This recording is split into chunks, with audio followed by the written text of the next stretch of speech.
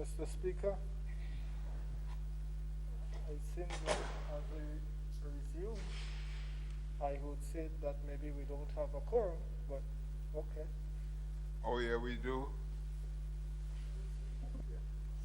5, 6, 7.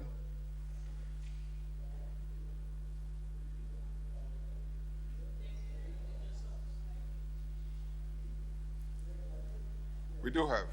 Good.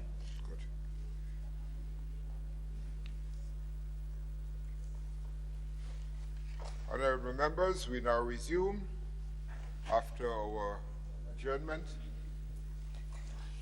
I would just like to mention that I had communication with Honorable Parliamentary Representative for St. Andrew Northwest, and she indicated to me that she was not going to be here today because of personal reasons. So we move on to bills. Motions. Item number 14, motions.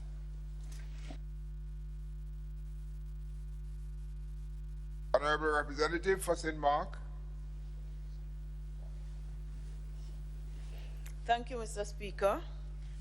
Mr. Speaker, I rise to present the motion standing in the name of the Minister for Health, the member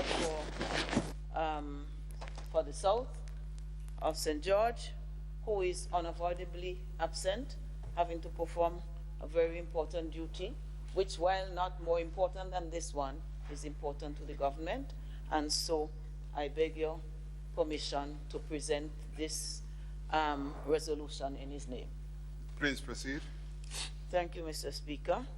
Mr. Speaker, whereas it is provided by Section 4.1 of the Quarantine Act, Chapter 271, and from here on it will be referred to as the Act, that the Minister may make regulations as respects to the whole or any part of Grenada, including the ports and coastal waters thereof, for preventing danger to public health from ships or aircrafts or persons or things therein arriving at any place, and B, the spread of infection by means of any ship or aircraft about to leave any place, or by means or by any person or thing about to leave any place in any ship or aircraft. Whereas it is provided by Section 4.3 of the Act that regulations made under Section 4.1 of the Act shall not have any force or effect until confirmed by resolution of the House of Representatives. And whereas it is now expedient that the Quarantine COVID-19 Regulations 2020 attached hereto as a schedule be confirmed by the House of Representatives, now therefore be it resolved that pursuant to the provisions of Section 4.3 of the Act, that the Quarantine COVID-19 Regulations 2020 be now confirmed by the House of Representatives. Mr. Speaker, the original Act was formulated as I read here in the resolution, to prevent any infectious disease coming into our country, either by sea or by air, and also to prevent, so that infectious disease coming to the country in spite of efforts to prevent it, to prevent the spread of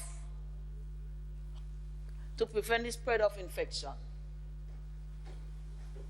by any person or thing that could have come in by a ship or by an aircraft. Mr. Speaker, this legislation was formulated in a time and a period when other diseases presented themselves. Covered SARS, other coronavirus, and so on, but it does not cover the COVID-19 disease in these regulations, and therefore Mr. Speaker, we are asking permission to amend the regulations so that it can serve the purpose for which it was intended, to prevent disease from coming into our country, infectious disease in particular, and to prevent the spread of these infections. So, Mr. Speaker, the body of this amendment, or the request for this, for the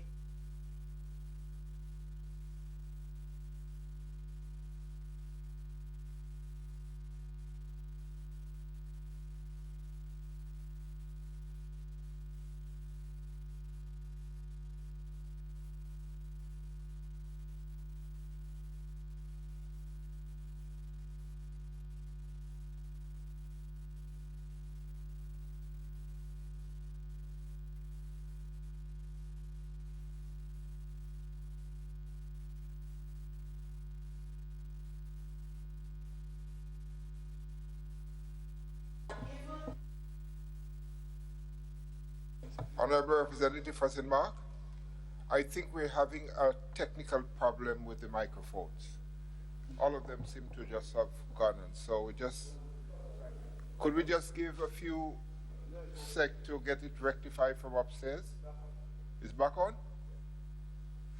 Okay, please proceed.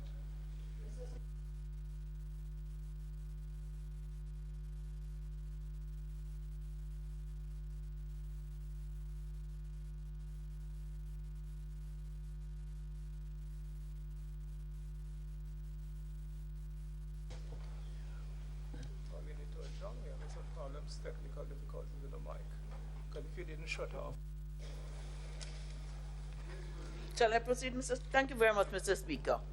We are all aware that if there's one thing we know about COVID-19 is that we do not know everything about this disease.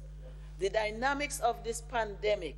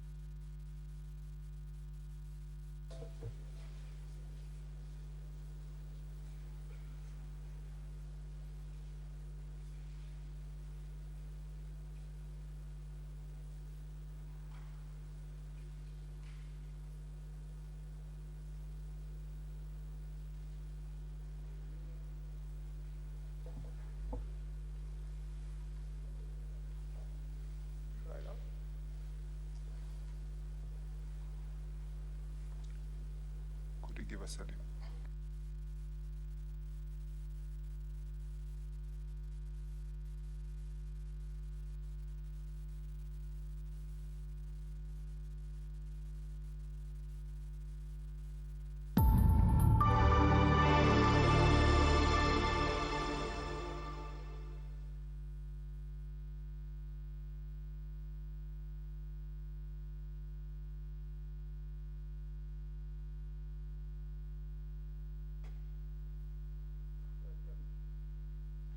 All right, it seems as though we're back in. Thank you very much, Mr. Speaker. Mr. Speaker, as I was saying, we see changes in the dynamics of the pandemic. And when some of the experts think that they have it covered, it does something that baffles all of us. And therefore, we must bat in our crease. The presence of the disease in various states and how it behaves is a lesson for all of us. We look at our neighboring sister island, Trinidad and Tobago. We look at further afield, we look at one of our biggest source markets, the United States. While some states in that country are going up, some are coming down. We look at UK, and a few weeks ago I was extremely happy because we're talking to the airlines about them coming in come October. Virgin, British Airways, and even Condor from Germany. And that was based on the risk categorization of that country. It was coming on very nicely. And recently, the word has not been that great, but as said earlier by the member for the South, we are looking at it very cautiously to see what happens. One little spike doesn't necessarily change the whole risk level of that country. And so we have to monitor the data that comes out of the country. But I do hope that it continues to go down. We look at Canada, again, the same feeling of happiness. Canada is one of our significant source markets that Canada had become, was deemed to be green. And so anybody coming from Canada could just come in with their PCR test, be checked in, pick up their suitcase and walk. And again, we're hearing some very troubling information concerning Canada, that their numbers have gone up, not enough for us to change the risk categorization, but enough for us to be looking at it. Mr. Speaker, we are very fortunate and blessed to be in the green category of risk. As a matter of fact, we are in the category with a few countries, 5 countries, that are in the CARICOM bubble. And that includes Barbados, St. Kitts and Nevis, the legal minds have it as St. Christopher and Nevis, but just in case we do not all know. So St. Kitts and Nevis, Dominica, I think I mentioned Barbados already, St. Vincent and the Grenadines, and Grenada. We are all in this bubble together. It means that we can facilitate ease of travel between these 5 states, member states, for persons who need to travel for various reasons. And some might want to travel for business, but we also hope that we can use that opportunity to maximize leisure travel between these countries, which are very similar, but also have differences that could attract citizens from the different states into each country. And at this particular point in time, I am I'm holding discussions with the ministers for tourism of the other islands in the bubbles to see what we can do together to stimulate some kind of passenger travel between those countries. Well, Mr. Speaker, so the knowledge, there's a lot of knowledge, but there are a lot of misconceptions, a lot of perceptions, whether to wear mask, if it's important to wear mask, whether it's not. At one time they were saying it must be contact, and now the scientists are telling us it's airborne. And it seems that the science is saying to us, and the scientists are saying, one of the things that seems to stand out, and that most scientists agree on, that wearing masks does reduce the transmission of the disease, and by implication reduce the number of deaths. They are also supporting very heavily the social distancing. And so some of the things that we take very lightly, I know a number of persons, when they come up to me, they come without a mask or the bandana that they put over their nose and so on. And as soon as you say, well, I can't have a conversation with you without a mask, they flick it out from their pockets.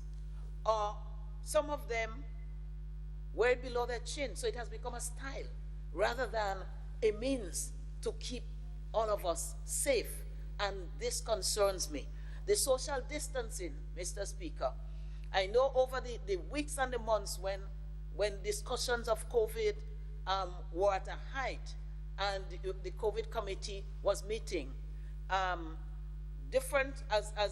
we started to loosen up the country as government gave permission for facilities and businesses to open up and do certain things, they would come requesting We can have the social distancing. We can sanitize the hands. We can do this and we can do that. And many of the businesses, I must say, and I must applaud them, have followed the guidelines that they shared with us and said that they would do. But Mr. Speaker, very unfortunately, many of them have not. But maybe not many, but some of them, let me clarify, have not. So they have abused the privileges that were given, because we realize that if the virus doesn't kill us directly, if we just keep everybody locked down inside, people might start getting mental problems, there will be financial and social problems and so.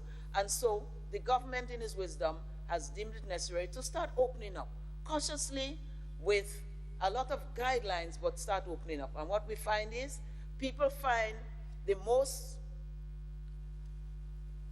well, I would call it outrageous, because under normal circumstances, it would not be outrageous. We are accustomed with our fetes and the partying and so on.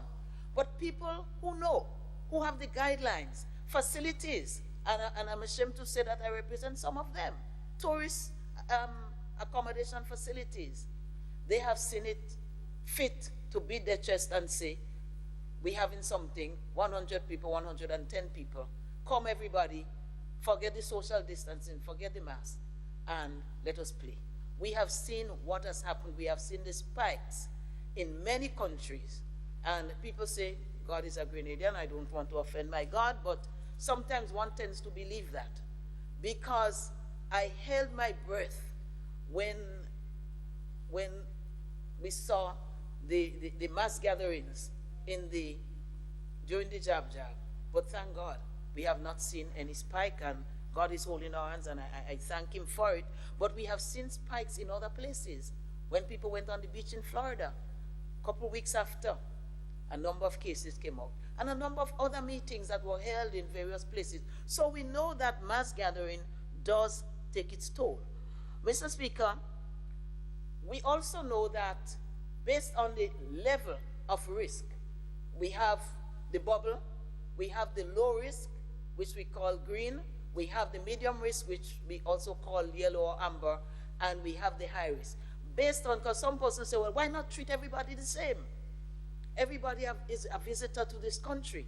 But it is also demonstrated that persons coming from the higher the risk is the higher the potential to transmit and spread the infection. This act is striving to minimize the income of the disease into our country and also the transmission. And that is why it is so very important.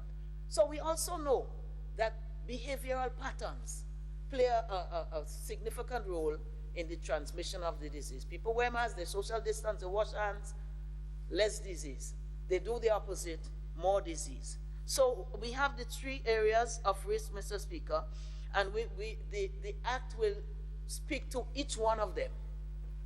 The low CARICOM bubble, the low risk, next, the medium, and so on. And many of the changes that I will speak to later on have reference to that. How many days you quarantine somebody for, whether you quarantine them for longer or for shorter. But also, Mr. Speaker, and which tests you do. We have found that since COVID came in, early in 2020, a number of tests have changed. We started off on rapid tests was the gospel for us. And now it's PCR. And now we know that a number of businesses and entities are looking at other tests. So maybe in the next few weeks, next few months, I know we're looking at the saliva test, and CAFA is looking at it to see if it's just as good as the PCR, because people would love that. The airlines are begging us, please do the saliva test, but we must do the due diligence on that test before we can say yea or nay. Our primary goal is to keep our nation safe, as that act says, keep our nation healthy. But the test will change. The number of days you keep somebody in quarantine based on the scientific evidence will change. And a number of other things. So these are variables that if we were to do that, going back to what the resolution says, where we have to come to Parliament, Mr. Speaker, we have picked up on our pace in coming into Parliament.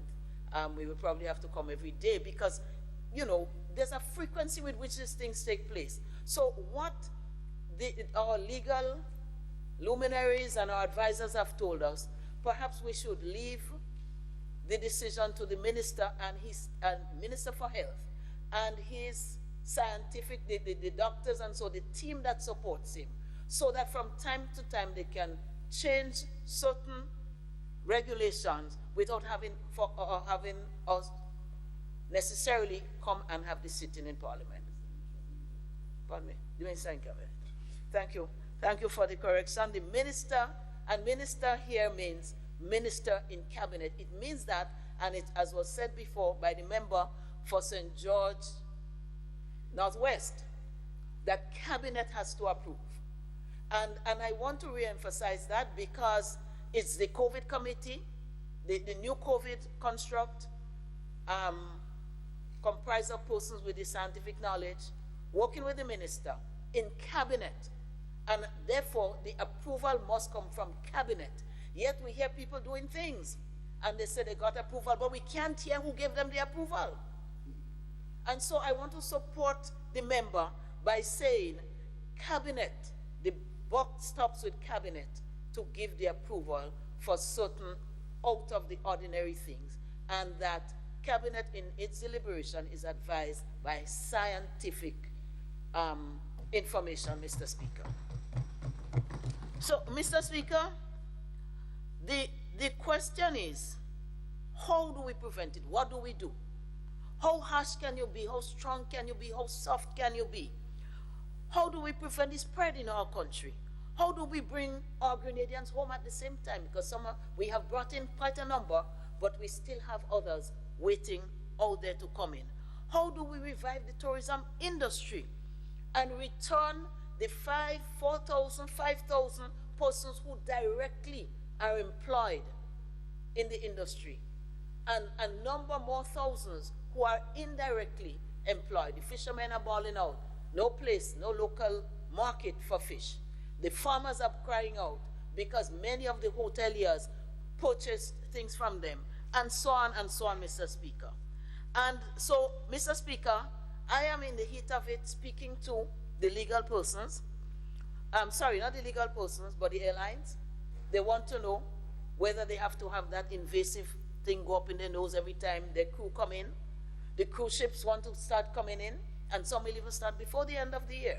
And they're saying that they might just take their people off the ship in their boats, their own boats, so that there's very low risk for contact, physical contact. And they want to bring them on a beach.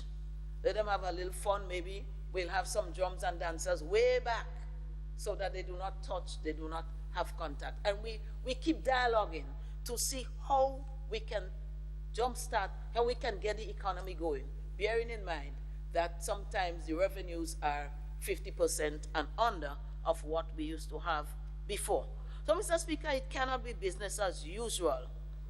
The reality is we need to be safe, but I also know that no tourist would leave their country and come into Grenada to stay locked up in a room for 14 days or for 10 days and then just turn around and go back and say I had a time in Grenada. So we have an onerous task to balance between both issues. How do we keep our country safe? How do we keep visitors safe? And how do we start back an economy or the tourism and industry that benefited so many people? I do not believe the answer, Mr. Speaker, rests in all of us hiding. Keep the borders open. Don't let ships come in. Don't let aircraft come in. And let us lock ourselves in our room. I do not believe that that is the answer. And, Mr. Speaker, the details of this resolution seek to answer just that. How long can you reasonably keep people and so on? All of this question, Mr. Speaker. So, based on the level of risk, the days will be longer, the quarantine will be tighter, the monitoring will be tighter and so on.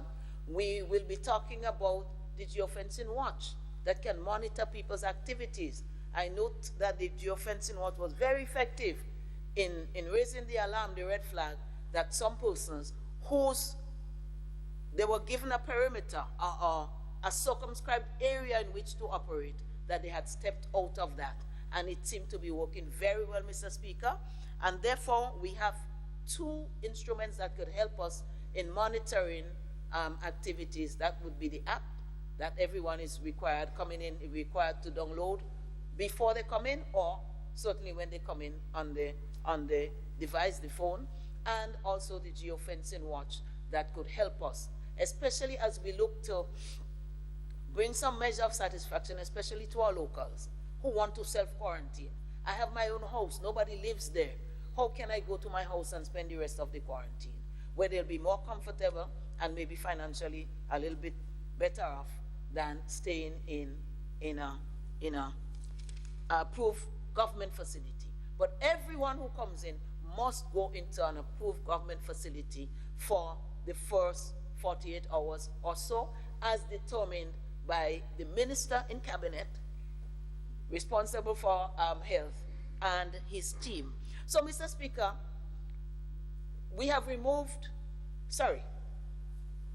legal advisors have removed the figures, how many days, what the name of the test, whether it's PCR or not, because as science changes, the name of the test will change. And as things happen, we hope we can get a vaccine, things can happen.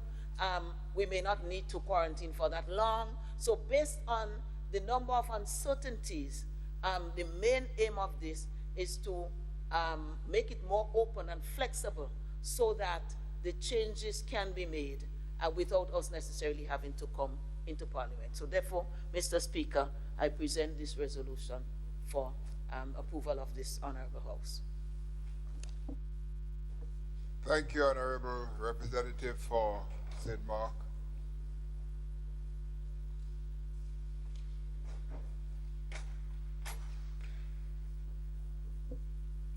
Honorable Leader of the Opposition. Thank you, Mr. Speaker. Mr. Speaker, I believe from day one, since March, April, we were talking about the coronavirus and how serious it can be. And I believe on the first debate that we had in Parliament, I spoke about the one that we had 100 years ago. We had phase 1, phase 2, phase 3, and it is, Mr. Speaker, that what was said and what I read, that the same debate that we're having today, it's the same debate that was held in 1920, 1920, about the Spanish virus. But Mr. Speaker, I am standing here today and I am thinking that I have looked at our disposition here in Grenada over the past few months. And I ask myself the question that some of the trappings that we have seen, where did it come from? And how did it, come to this, that we are here today in terms of this resolution? There is always the quarantine resolution, I think, of 1987, and maybe we're putting some teeth to it. And this is the government's second attempt at bringing some semblance of order to our description. Mr. Speaker, I want to bring to your attention here a particular issue, and it was an article on CNN, and it says here, elites are flouting COVID restrictions that could hurt all of us. Elites are flouting COVID restrictions that could hurt all of us. And Mr. Speaker, it went on to say here, the EU Commissioner, Phil Hogan, was asked to resign after he went on a golfing trip during the time of restriction. Ireland Minister of Agriculture was asked to resign after she too flouted COVID restriction. It says here, the New Zealand Minister of Health was asked to resign too when he took his family to the beach when there was restriction on COVID-19 here. And then it says, the Prime Minister Boris Johnson, Chief Advisor Dominic Cummings, came under fire as too for driving up and down England with his wife while she was suspected of having COVID-19 restriction. Mr. Speaker, these apply to our Commonwealth brothers and sisters. I look in Grenada and I saw for the event that was surrounding Carnival and the level of disrespect that was shown in terms of to the Prime Minister and to other ministers and like nobody's business. But I asked the question, in some instances, didn't we create that atmosphere? When we say there is no carnival, and then we come and we say we're doing it virtual, and the picture showed that there were some people in VIP, no mask, no social distancing, so we let the jab loose. Who's held responsible, Mr. Speaker? Nobody. Then when I go home to Carriacou, they tell me just the week before that, we had a mini regatta. When again, we should not encourage assembling of that nature. Who was held responsible? Nobody.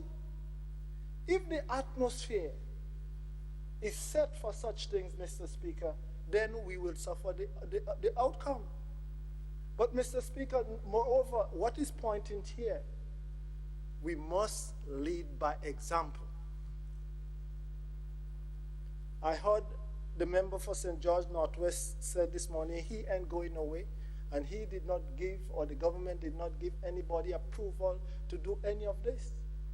But, Mr. Speaker, all over Grenada, even in my constituency, I did not go out. Usually for Carnival, when I go home on a Friday evening, I don't come out again until Wednesday morning. But I saw there were jab in my constituency. And when you investigate as who was leading it, you wonder. Respectable people who were in position of authority and who are up there helping to create that atmosphere. Mr. Speaker, and I pray God that I said that I just hope that we did not have one case of COVID-19 anywhere in those crowds. Because I go back to 1919 in Philadelphia. One man came in with the Spanish flu, and they had a big parade and carnival. And what we say? All hell break loose from there. It is still not yet fully understood how the depth of the Spanish flu was in terms of the amount of people who died. They say between 40 to 60, 75 million people. Look at what is happening today, Mr. Speaker. Like the member said, our closest trading partner where most of our tourists come from. Maybe, and we hear in the news that they did not take it seriously or they try to downplay. But today what we see happening in the United States is almost approaching 200,000 people dead because of COVID-19. Over 7 million people contracted the disease. In terms of the world population, Mr. Speaker, we are still there. And as I said before, and I will say it again, we cannot say here in Grenada that we are COVID-free unless the world is COVID-free. So we have to take these things into consideration. But Mr. Speaker, if I turn to the resolution that is before us, that is what I have to speak about here. There are some things here that concerns me that I would have to ask about. The geofencing watch works well, technology, GPS positioning, so we know where everybody is and the alarm can go off when you step out of the particular perimeter. But I see, Mr. Speaker, the geofencing watch would be applied and at a cost of $25 per day. If you are quarantined for 14 days and you have it on for 10 days, it means, therefore, that at the end of the time, with whatever other cost that you would have to incur, you would have to pay the $25 a day. At 10 days, that is $250. So the cost of having this to the private citizen will be $350 to $250. That is the cost, 10 to 14 days. But my question is, Mr. Speaker, I would ask, is it the government that is running or in control of the geofencing watch? Is it a private company? Do I get to keep the watch after I pay $350 for it? Or it was on me for 10 days or for 14 days? Do I get to keep it? I mean, there must be, I am in favor of good business. But if we have visitors into Grenada and a plane load come in, then somebody is in line, if it's not government, to make some monies too. Somebody will make some monies. So I'm looking at part of it, Mr. Speaker. Mr. Speaker, I asked the question about the PCR test. I do not know, maybe somebody might be able to enlighten me, but I understand that, well, the PCR test is the test that will really verify if a person contract COVID-19 or not. We see that the rapid tests have its limitations, its shortfalls, false positive or false negative. It can be repeated over and over again. But Mr. Speaker, the PCR test, I think I heard that it was $410 per test. I see here that coming into Grenada, you would have to get a test at least 7 days prior you coming in. And you should be tested negative to come in. But on the other hand, Mr. Speaker, if you come into Grenada and you are asked to quarantine, my question is, we are not immune to contracting COVID-19 at any time. And this is why I look at this piece of paper here. It gives a waiver, a liability agreement that the government is not responsible. If you are in quarantine and you develop COVID-19 in quarantine, Mr. Speaker, it can happen. Because when you look at what took place, my heart goes out to the healthcare workers, the doctors, the nurses, the contact tracers, and everybody involved. Because since the year started now, we have lost thousands of healthcare workers. Not by their own doing, but because when they were carrying out their duties, they contracted COVID-19. But they continue to provide service, even in the face of death. But Mr. Speaker, it says here that if you are going under quarantine and you come from certain specific area, you would have to do a PCR test to finalize that you do not have COVID-19. And then you too will have to bear the burden of that cost of the PCR test. But my question is, Mr. Speaker, I am placed in quarantine. God forbid, by some reason or the other, I contracted COVID-19 from one of the healthcare workers. The burden is still placed on me to do my PCR test. And Mr. Speaker, let's open up the door a little bit. If I contract COVID-19 under any circumstances, it's not just for 14 days. I have seen some people that were in hospital because of COVID-19 for a month, for 2 months, for 3 months, for 100 days. If I contract COVID-19 and I am hospitalized or I'm under the healthcare system here, and I have to do a PCR test every 7 days, at the end of 2 or 3 months, I would have to stand the cost of each of those tests. Moreover, I didn't come in with it, but I caught it while I was in quarantine. So you're telling me now that the government is not liable. I have to pay the cost of being quarantined or being under care for 3 months because I have to do the COVID test every 7 days.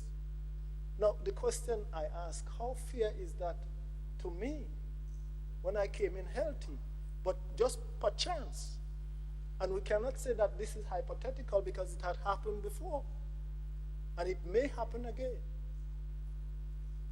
But and these are the little things that I see that we have to tweak so that we have to understand how to treat our citizens in terms of the care while they are there. I mean, one cannot be too careful, you know, Mr. Speaker, because some people that contracted COVID-19, they would tell you they don't not even know how.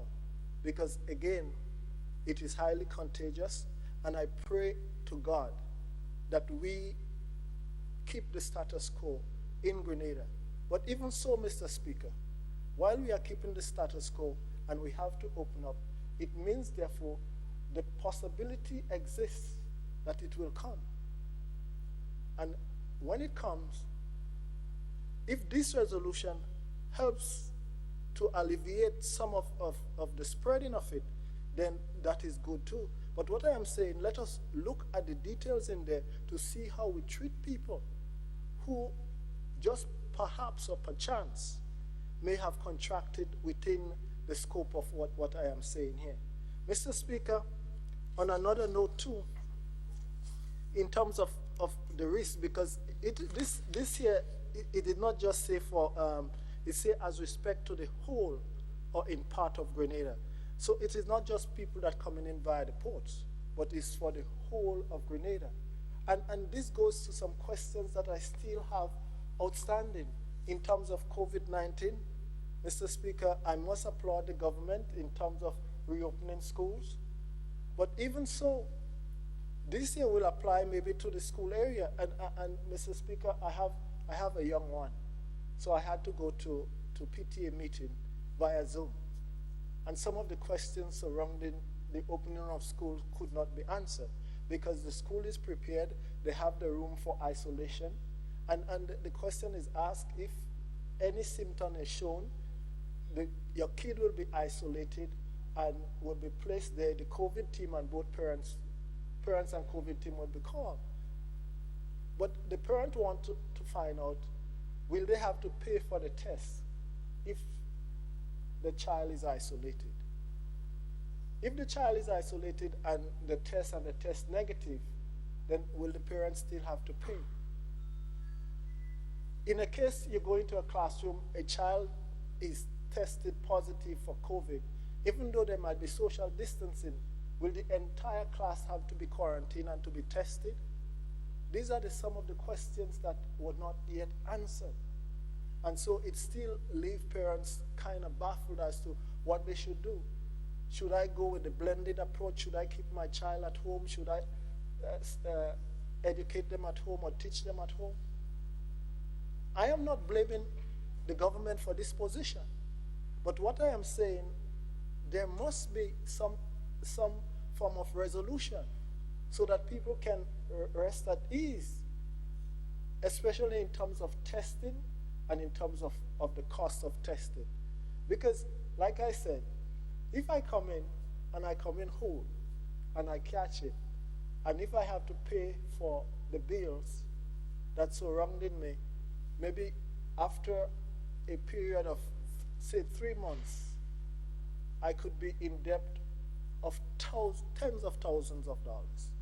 for care and for testing. And this must be looked at too. I do believe, Mr. Speaker, that as we go, a lot of things will change. And something that concerns me too, that as we move, I think the member for St. George Northwest mentioned that that position might be here until we get a vaccine. But Mr. Speaker, through you, the talk of vaccine these days is where the world is going now. A couple of days ago, one company scrapped the third phase of the vaccine because it was not working out right. And the race for a vaccine, will we put science aside now and try to get vaccine as soon as possible? We have seen it happening. I mean, in some parts of the world, they were trying to see if they could get it in October. Fast forward the third phase. In another country, Mr. Speaker, in Russia, they talk about the vaccine is ready. The Sputnik 5 vaccine.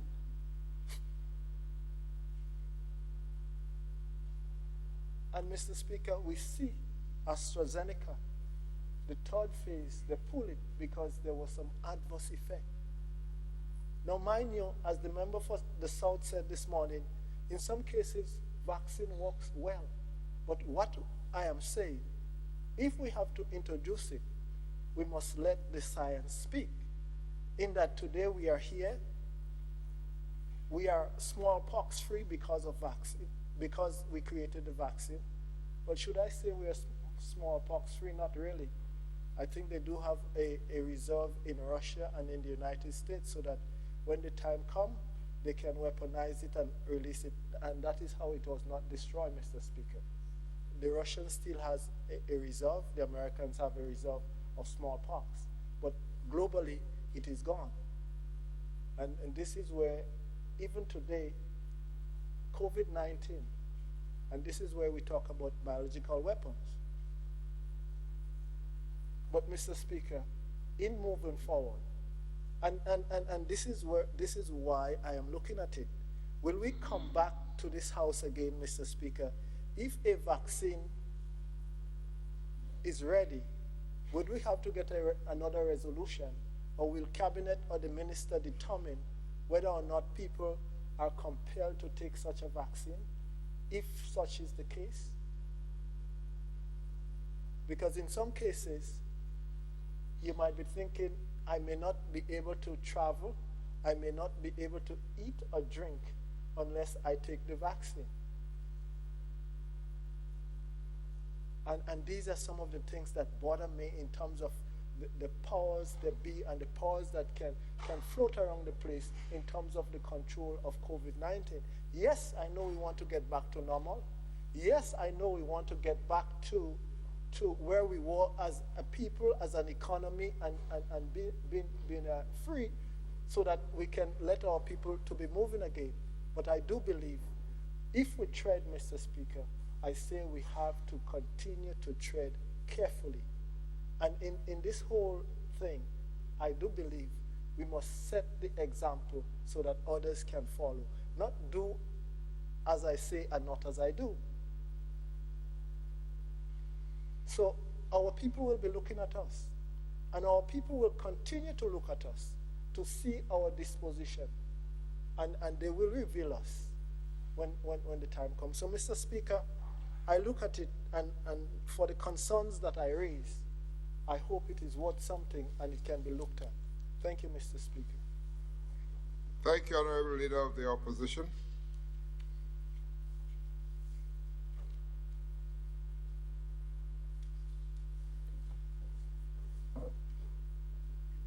Honorable members,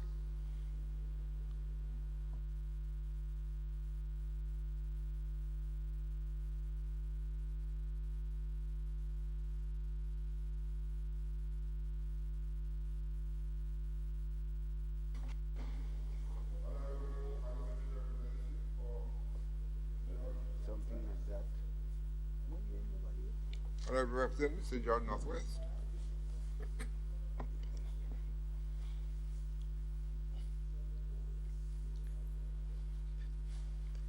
Mr. Speaker, stand, of course, to support the resolution as it was appropriately explained by the Minister of Tourism, deputizing for the Minister of Health,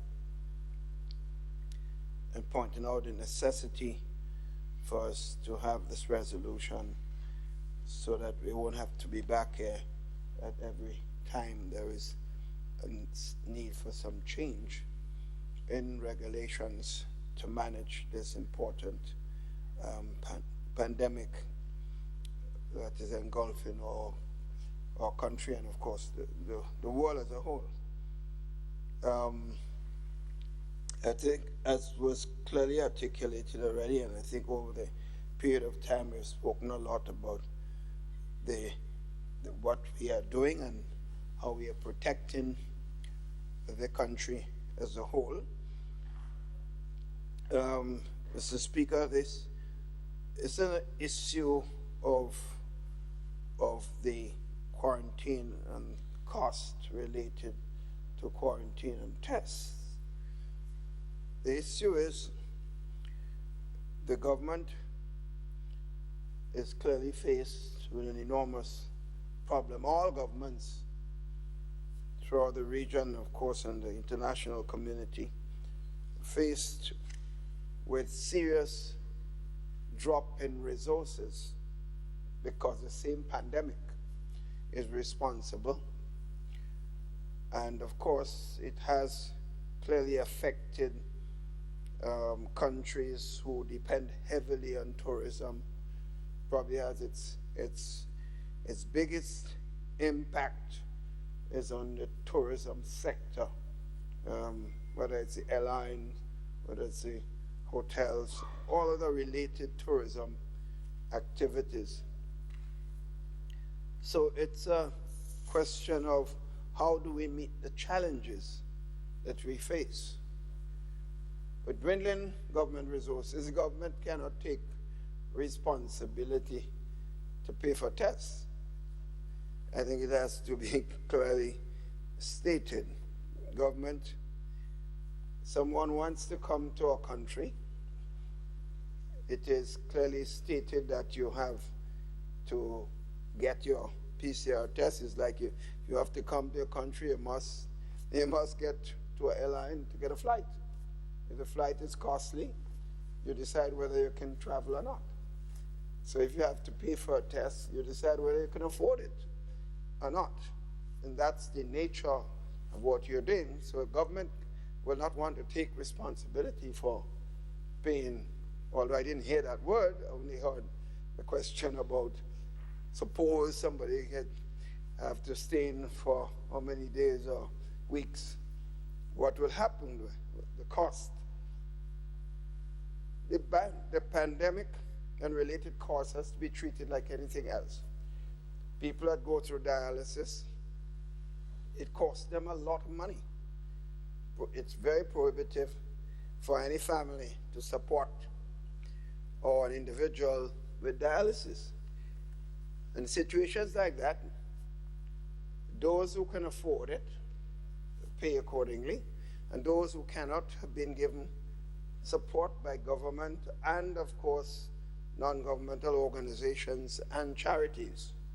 So this is a situation where if there is a cost factor related to someone who has to go through this process, then clearly that the whole question of how you deal with it has to be dealt with in the context of all the other programs that government has initiated, whether it's needy assistance program and other programs. So whatever government can afford. But the fact is, if you can afford it, then simply you have to take care of that responsibility. I have consistently said that no government, particularly in our region, is able to meet the cost of services for the entire population in anything. That's why clearly this government, even when in opposition, the party in opposition did not support free school book for everybody. We said those who can afford to buy the books should buy. And the government has a responsibility to make sure the child who cannot pay for the books is certainly given the support. So that, like everything else, the cost, this pandemic has posed enormous burden on all individuals and all countries. So we have to meet the challenges related to it. A question of a vaccine, as was mentioned a while ago by the leader of the opposition. The harsh reality is this government consistently has relied on as much information from science. I don't think there's anyone who would question that, because this government has moved swifter than most governments when the whole issue of this virus came about. The pandemic started, and because we understood what the science was saying, and the science has never said that you understand everything about this. The science has always said, we don't know a lot about these things. There's a lot of guessing game in the scientific community. There's some basic principles that have been understood. That's why they say, wear a mask, social distancing, wash your hands, and other parts that you're exposed regularly. That they tell you they're sure that has reduced the pandemic considerably in most countries, almost, not most, all countries. But they cannot tell you all aspects. So many of the vaccines that have been on trial, also of course being produced and being tested, have to go through a rigorous process. 3 stages of testing thousands of people. That is the process. And that's why when some want to see a vaccine in a few months or a few weeks or a year, the real persons that understand how these things are done over the years know that it's virtually, it's risky to be able to force a vaccine on a population, because in the one of the most exciting prospects was a vaccine originated in Oxford, Rendeva or something like that, and everyone is expecting. In fact, the American government has spent millions and hundreds of millions of dollars in supporting the program. But in the 3rd stage of trial, one person got sick. Not a lot, only one. But one person developed some spinal problem, and they said, well, look, let's halt. In other words, although it's one, it's still one, but it's still important. You never know what will happen. You're going to put that vaccine in the public and producing it as a company. The next thing, various illnesses develop. So people are going to be going through this testing period. That's a normal thing. And that's why I've constantly said, if there is a vaccine that has been proven to be effective and safe, we have already indicated and put ourselves in line with the organizations like European Union and others who are supporting in our countries like ours. So if a successful vaccine comes on stream, we will already be in line to get some of those vaccines as quickly as possible. We'll be ahead of a number of countries because of the initiative we have taken. But we don't know. And that's why we tell people, be careful. Do not drop our guards, because I'm very concerned. Mr. Speaker, I just came from a funeral, and I must say, it was at the Trade Center, and almost everybody was wearing a mask. Most people were. But not only that, there was social distancing. The chairs were appropriately placed so that people were not very close to each other. If that sort of methodology is used consistently at funerals, and I don't think it has been so, I don't think we should have a lot of worries. But I think sometimes we get so relaxed that we drop our guard, and that's my fear. Drop our guard over the last few months. My fear is that we should not depend on luck. We should take the necessary precautions that we have to take. So, Mr. Speaker, I think it's in order for all of us to give strong support to this motion, which of course would mean that we won't have to be back here regularly just to do make changes that are necessary because of the situation that we are confronting. On that note, Mr. Speaker, I support wholeheartedly this motion. Thank you, Honorable Representative for St. George Northwest. Honorable Representative for St. Mark. Thank you very much, Mr. Speaker. Mr. Speaker, I want to thank two members for the contributions. I must say that I would have liked to hear my good friend and colleague, leader of the opposition, being a little bit more supportive rather than just picking the weaknesses. I would have liked to see him a little bit more balanced, because I am convinced that this is a national issue and need all hands on deck. So while I appreciate the singling out of the shortcomings, and if they are, it is our responsibility to accept it and to look at it. But I was listening to hear a little bit, some support, because there are times when we do not have to just pick the negatives, but begging my brother to give support. I just want to mention the geofencing watch. One of the benefits of that is that it allows people to go home. And when Grenadians come, they want to go home. They do not want to spend 10 to 14 days in a quarantine.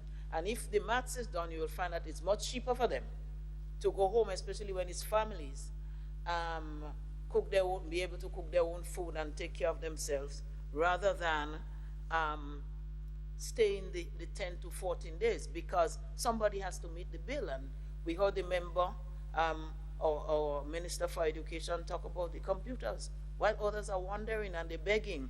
This government has put its money where its mouth is and has purchased, in a COVID time with reduced revenues, purchased those computers. We heard the member for St. Patrick East talk about the vouchers. When people came to me a few weeks ago, I tell them, based on what is happening, I don't think government will be able. But again, the Minister for Finance and his team, they work some magic. In spite of giving 40% support, payroll support, to persons working in private sector, they were able to do that. We have never been short of reagents or whatever, the testing kits, from since the COVID started. We have always been on top of it as a government. Should anybody who went to hospital or had to be checked, were checked free of cost. But there has to be a limit to the freeness. And, while we would know that there are some people who would have some difficulties, the point is, this government, with all that it is doing, cannot give tests free, especially for visitors who want to come, or maybe even persons who went abroad. They should have a little change somewhere set aside. But if we're talking about cost, it is cheaper, far cheaper, to have a geofencing watch that allows the technical people to monitor and keep this nation safe. If we send them out without a geofencing watch, it is going to cost this nation and maybe the individual's family much, much more. So I wholeheartedly support it.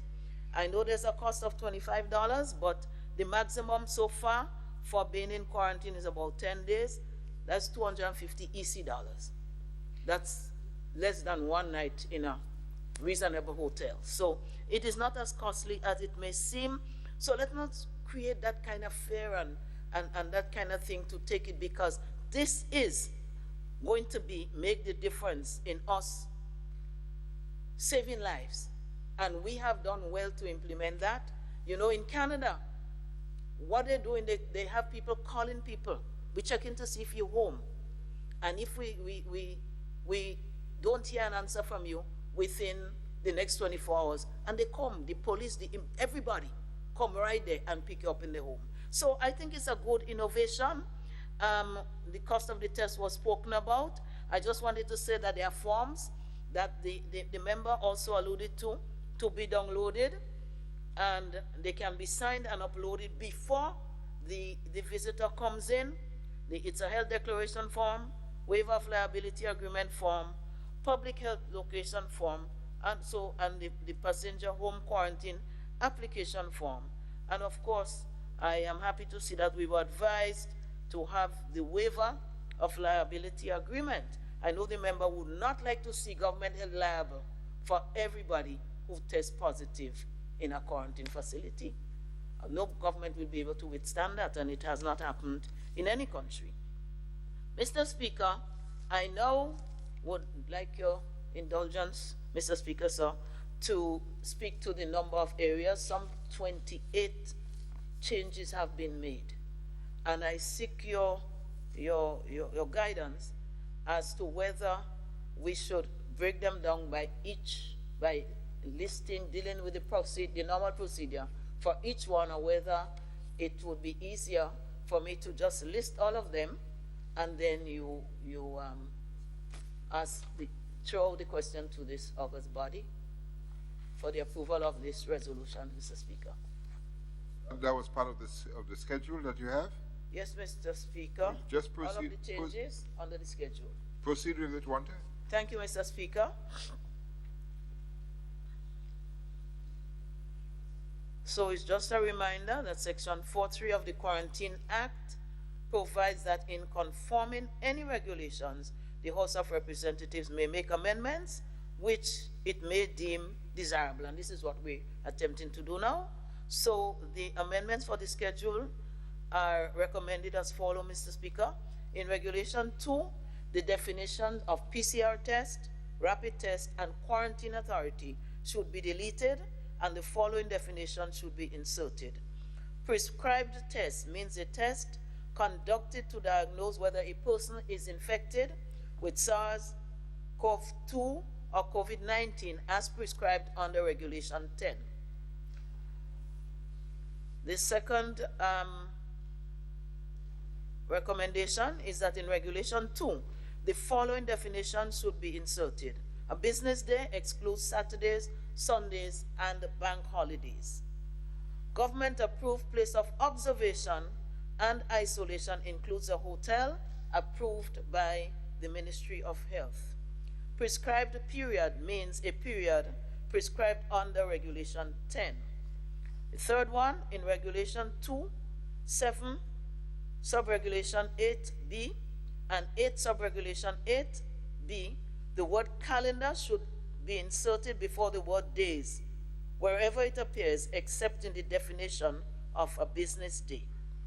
Fourth one, in Regulation 2, in the definition of the term COVID-19, the words AM, infectious disease, should read AN, an infectious disease, to correct a typographical error there, Mr. Speaker. The fifth one, in Regulation 2, in the definition of the term high-risk state, the words more than 60 should read not less than 60, so that would include 60. If we just say more than 60, then 60 is left out. Wow. Wow. Number 6, in Regulation 2, in the definition of the term medium-risk state, the words more than 20 should read not less than 20, to again rectify the same problem, to include 20 in the threshold. Number 7, in Regulation 6, Subregulation 1A, the words a PCR test not more than 7 days should be substituted with the words a prescribed test within this prescribed period. As tests may change as time goes on, we were advised that this would be a better terminology than to list the test and then having to come back here to rectify that. In Regulation 6, Subregulation 1B, the term PCR should be deleted. In Regulation 7, Subregulation 1A, the words a PCR test not more than 7 days should be substituted with the words a prescribed test within the prescribed period.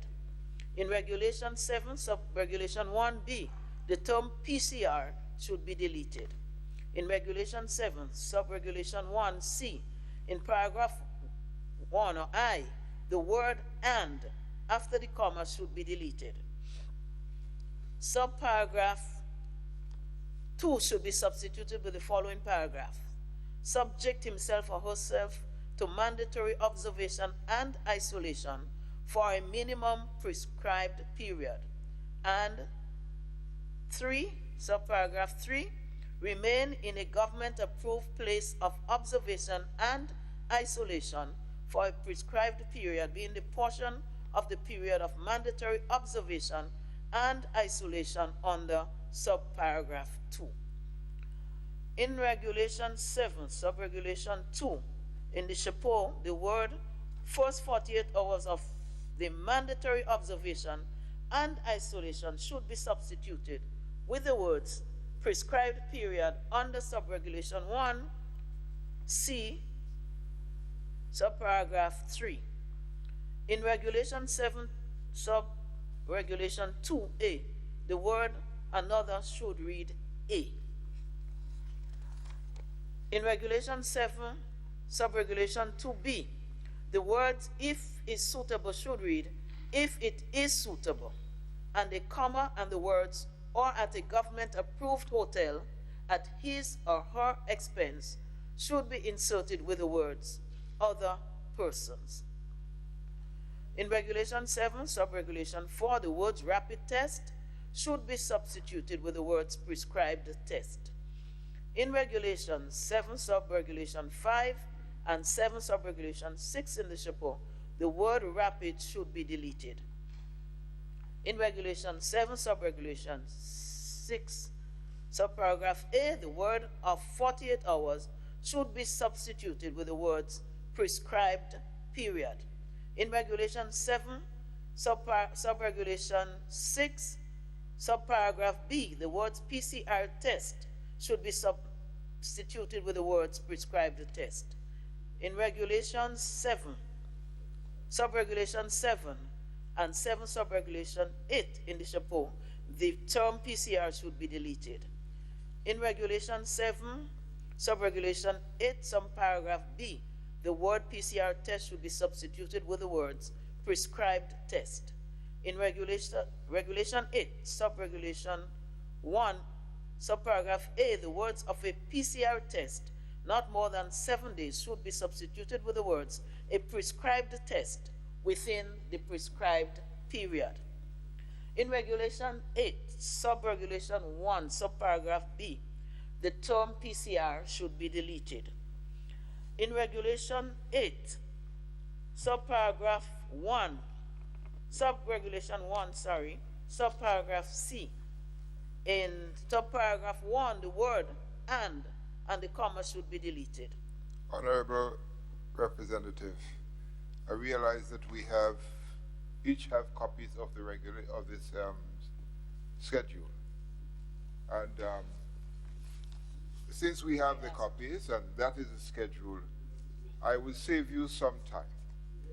Mr. Speaker, I am so happy. I did ask before, but I was told I had to read it all out. So I yielded, but I thought it was a lot. Because we get the gist of it, it is to remove specifying the test, remove specifying numbers of days and so on, so that these things can be changed in short order without us having to visit you. I thank you very much, Mr. Speaker, and so I submit the resolution for its passage. Thank you. Thank you.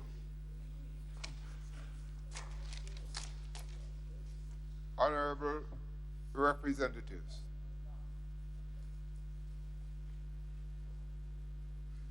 the question proposed is that pursuant to the provision of Section 4.3 of the Act, that the quarantine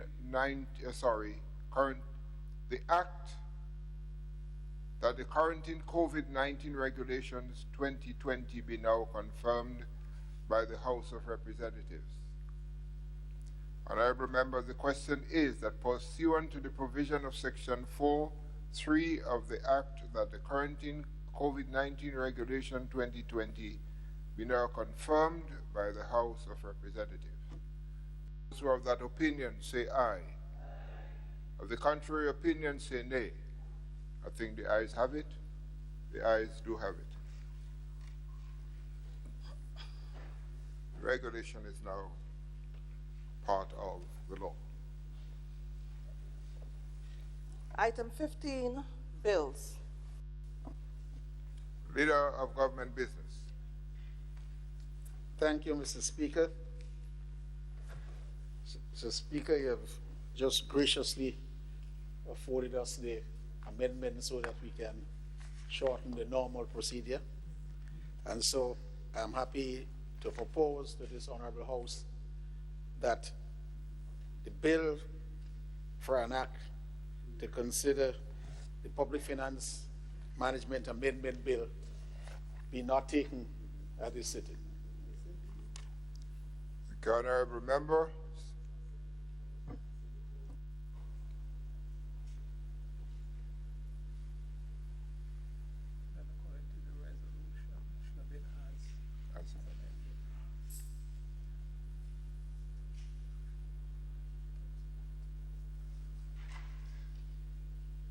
Honorable members, under the item bills, it was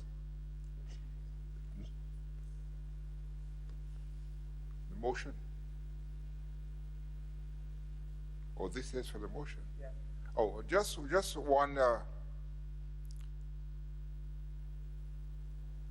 Just one item here. Under the motion, that should have been as amended. Should have read as amended. So I would again put the question so that we get it right. Honorable members, the question is that pursuant to the provision of Section 4.3 of the Act, that the quarantine COVID-19 regulation as amended of the 2020 be now confirmed by the Honorable House of Representatives. Those who are of that opinion say aye. Of the contrary opinion say nay. I think the ayes have it. The ayes have it.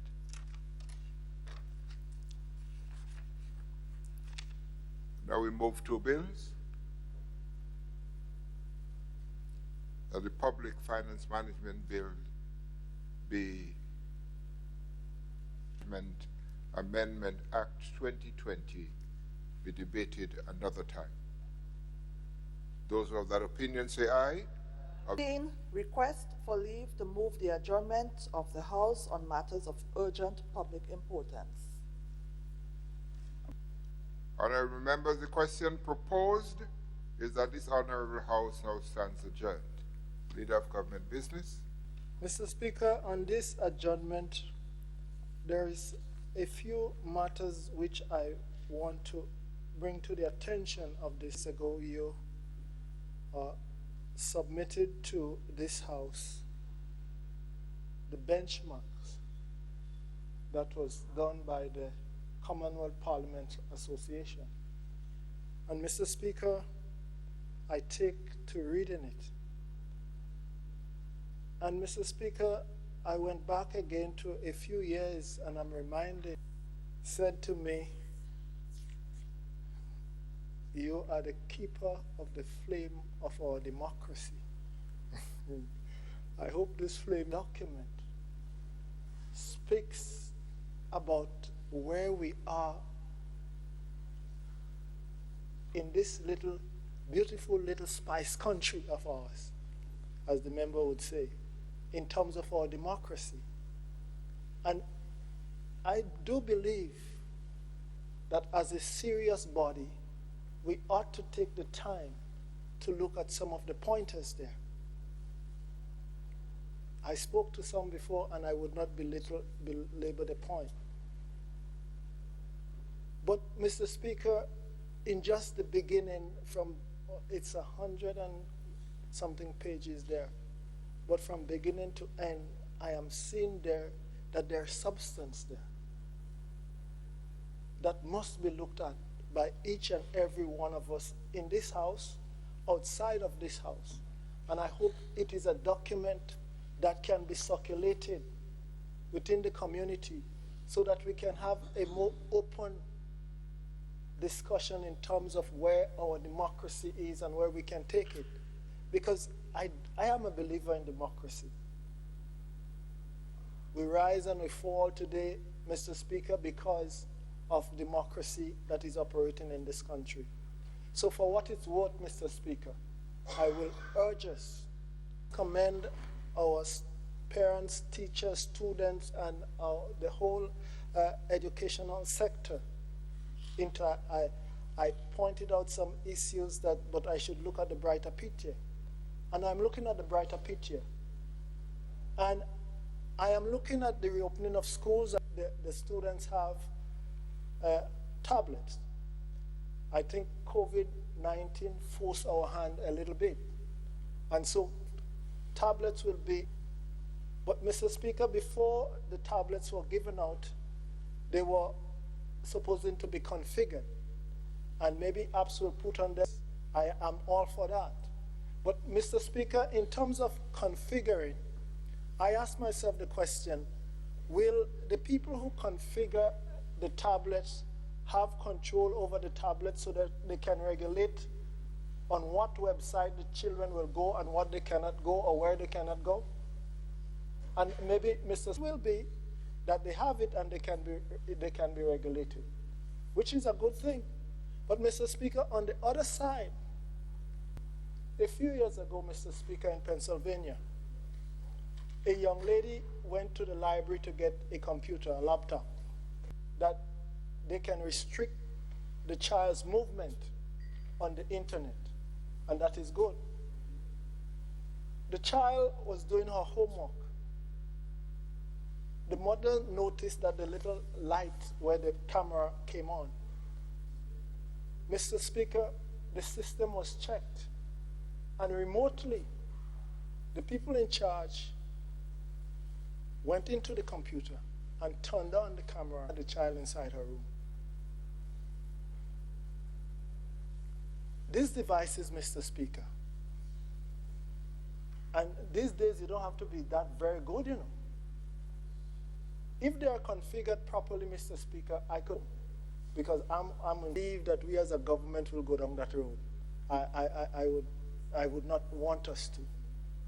But those who are in charge of, and I pray that to the Minister of Education, let's err and make sure that these devices are configured and configured in the right way so that our children and our families will not be exposed, not by government, you know, but there's sometimes somebody sitting in a room and just say, let me see what your son is doing, or let me hear what he's going. COVID-19 now is exposing us to all different traction, and we must be on our guard. Mr. Speaker, in terms of the school reopening, and as I said, I was in a PTA meeting, and I know where we are as a people, we are not yet settled in terms of where we are going and what is the possibilities. Because today we can open and next week we might shut down. But I would urge again, like I've always urged before, that students, parents, teachers, and everybody, we have to advocate a different education. Because I know my son said, Daddy, I miss my friends at school. But then when you go to school, you have to wear your mask. You cannot share X, Y, Z. You have to social distance. But you're talking to a little kid. How can we prevent kids from doing what that we were trained to do normally, our children, in terms of developing socially? It's a hard sell. And some parents are very concerned about the disposition. I know that there are a couple of parents who have contacted me that they will be pulling the child from school, getting the curriculum, because of underlying conditions that they have. If ever that the child goes to school and come back home to the grandmother and the mother, they are there. And I have had situations like this. I mean, one of the saddest thing that my wife indicated to me that she took her mother to the grocery store, and everybody masked up and everything, but just the wisdom that prevailed, she had to stop and administer the inhaler to her mom because the mask she could not, so we have to look at all these things and judge people on what they are facing and this new dimension we are facing. Mr. Speaker, in moving on, I stand here and I think I cannot fault the member for St. George Northwest in his disposition a couple parliaments ago when he indicated where we stand as a nation and what he have seen. And probably what I am seeing and what I am experiencing now, I've never seen that before in our country under COVID-19. But Mr. Speaker, and I must warn again, we as a government in power, we have to set the standard. And we must set the standard because we are the people that other people will follow. And I ask the member again to think about it. What we are seeing today and in some of our behavior, were these promoted?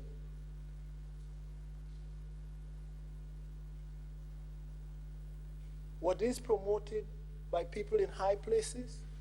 You were out there just a little bit ago when I read from the document there that a few members of the Irish Parliament and the New Zealand Parliament or the Cabinet, they were fired, they were asked to resign because they flouted COVID-19 regulation.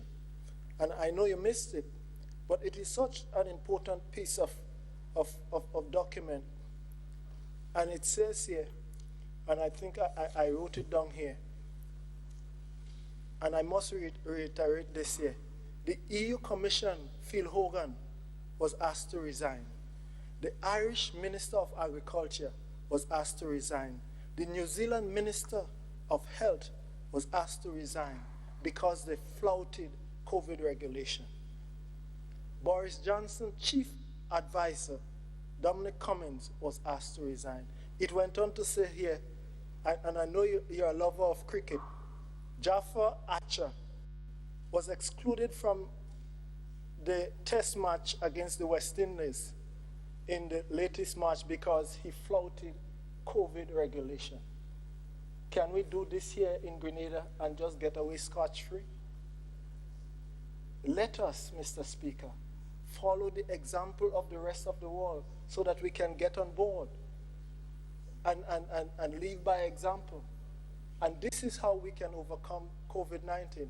I look at it, Mr. Speaker, because this is the time that we are in. Look at a country like Sweden.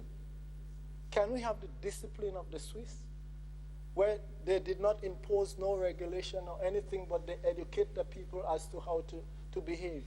And the people behaved well. And in that case, Mr. Speaker, Sweden is where they are today without any form of regulation. But we here in Grenada, we must set the example so that our people will follow. And it's only when we set the example that we can stand up and talk. Mr. Speaker, I will rest this here today and pray God's blessing and safety on all of our people. Thank you, Mr. Speaker. Thank you, Honorable Leader of the Opposition. I would just like to, just take your lighter. Mr. Speaker. Hey. Get high making money moves with the NLA's new Aces High Scratch game with 4 chances to win. Beat the dealer's card to win the prize shown. Reveal an A symbol. And just like that, you are automatically a winner.